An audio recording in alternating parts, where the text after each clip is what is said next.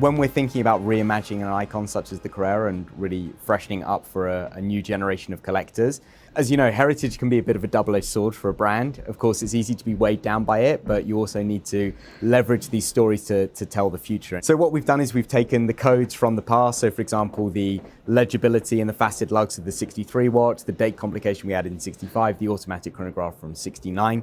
And we've taken all of this together to bring the Carrera into its 7th decade now. The reason the new model has the date at 12 o'clock, funnily enough, as you mentioned, in 1965 when we first launched the Carrera with the date, the reference 3147, in the first year of production, the date window was at 12 o'clock. And of course, they quickly realized that, of course, when the chronograph is reset, it blocks the date window. So in 1966, they moved the date window to 9 o'clock. Now, I'm not directly involved in product development, but I think maybe 6 or 9 months ago, they showed the watch to me. I said, oh, by the way, guys, we made this mistake previously in 1965, but when you understand it from an aesthetic standpoint, obviously it maintains the symmetry of the watch, which is beneficial. The other thing is, you know, I've been lucky enough to have one of the new models on my wrist for the past few days.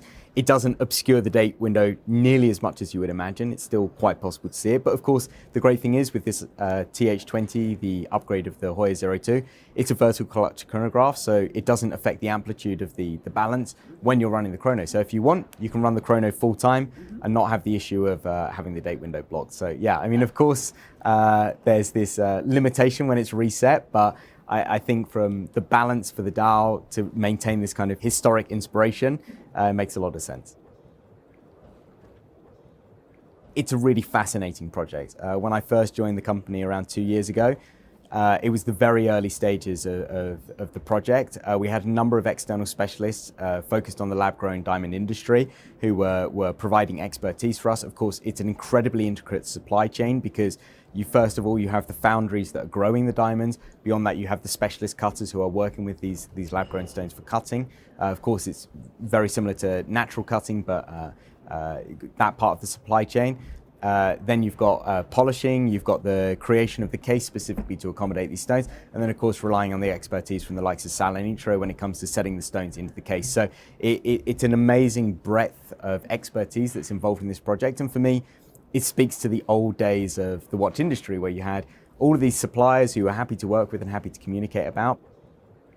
It's a 5-carat diamond that we've then cut and produced into this stone. So amazing technology. Of course, many are standing there saying, oh, you know, but what does this have to do with the DNA of TAG Heuer? Well, we've always been an innovative brand.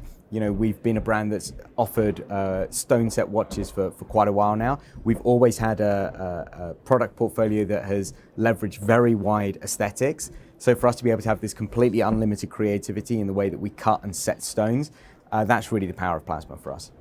We've had a number of solid gold Aquaracers in the past.